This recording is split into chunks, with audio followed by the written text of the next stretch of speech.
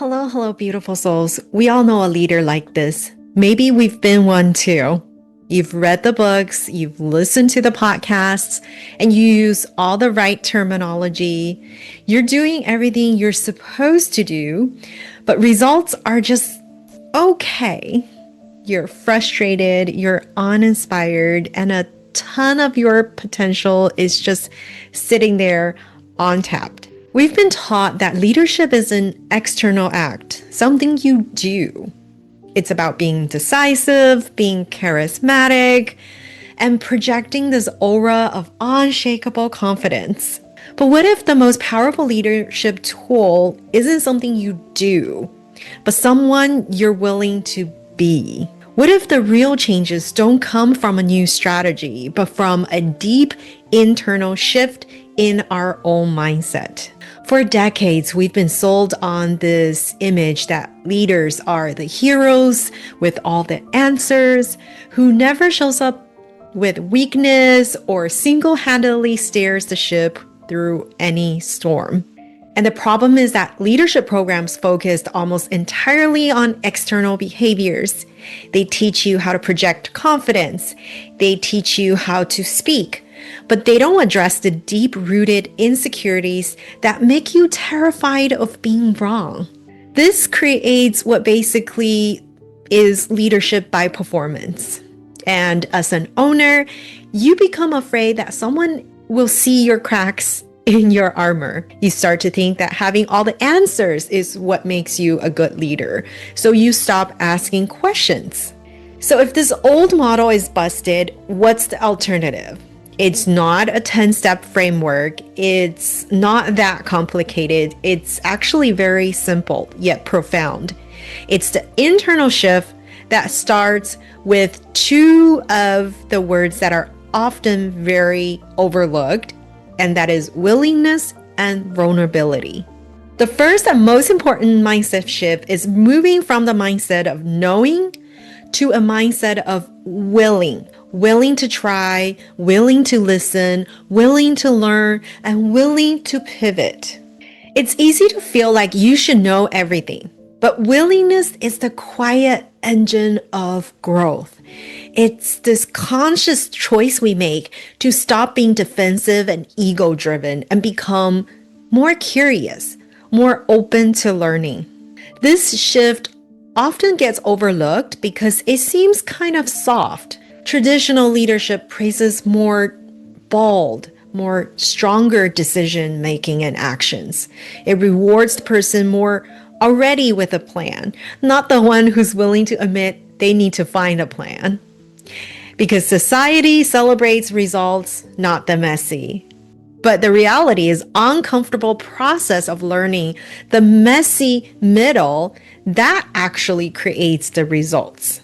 A leader with a willingness mindset is more like an explorer.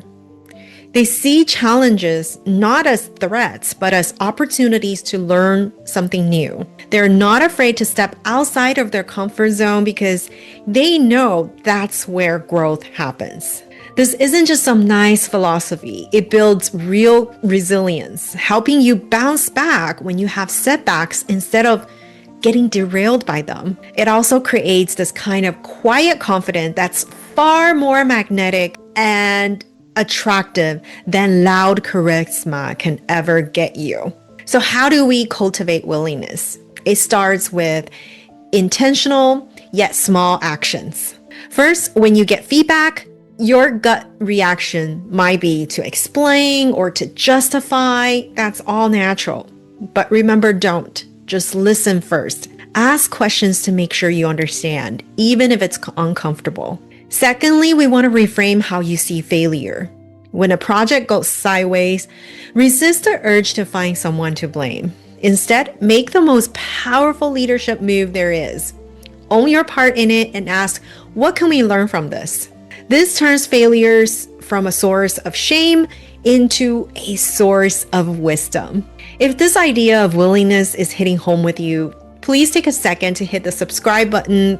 We're all on a journey of growth here, and this channel is for business owners and leaders who want to get past the superficial stuff and do the real inner work. Now let's get this let's get to the second shift, which is what really makes willingness even more powerful. And the second mindset shift is leading with vulnerability. If willingness is the internal decision to be more open, then vulnerability is actually the brave act of putting that openness into actual practice. It is the most misunderstood and honestly the most powerful quality of a modern leader. For generations, we were taught that leaders with vulnerabilities were weak, but it's far from the truth. As researcher Brené Brown defines it, vulnerability is simply uncertainty, risk, and emotional exposure. It's not about oversharing your personal life with others. It's about having the strength to be authentic. And it's courageous to admit what you're wrong and what, saying, I don't know, and what you have learned in the process. And it's okay to ask for help. I know this can terrify a lot of owners because especially if they built their business on being the expert. But here's the paradox. Showing vulnerability doesn't destroy trust. It builds it even faster, especially in small groups or small teams. When a leader models vulnerability, they give others permission to take more risk, share more ideas, and challenge status quo without fear of judgment. Now you can pause for a minute and think about the best leader you ever had. Was it someone who acted like a perfect robot? Or was it someone who actually, at a tough moment, admitted they didn't have all the answers and said, but you know what? It's okay. We'll figure this out. Vulnerability is relatable. It's very human. And in today's world, authenticity is the greatest asset as a leader. Just like willingness, building vulnerability is also a practice. It starts from owning your mistakes openly and honestly. I talk about my past failures all the time. And when we mess up, we don't hide it. We own it. We apologize for the impact. We can share what you'll do differently next time. This does not make us look weak. It shows you are accountable. Next, actively ask for input.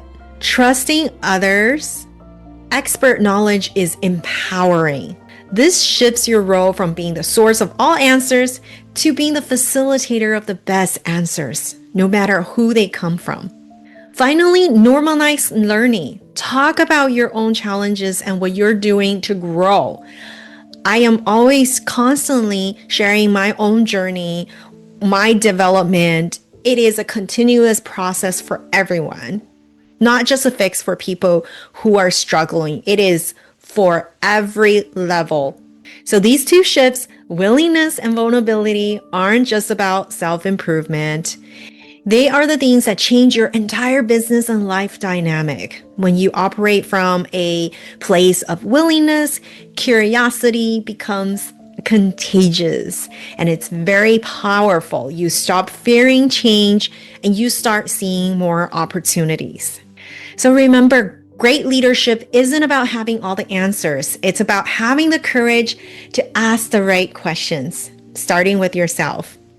Now, I want to hear from you. Which of these two shifts, willingness and vulnerability, do you relate to more? Or are you finding more challenging in your life? Share your experience in the comment below. And if you're ready to take the next step, either book a call with me or check out my other videos on building unshakable confidence.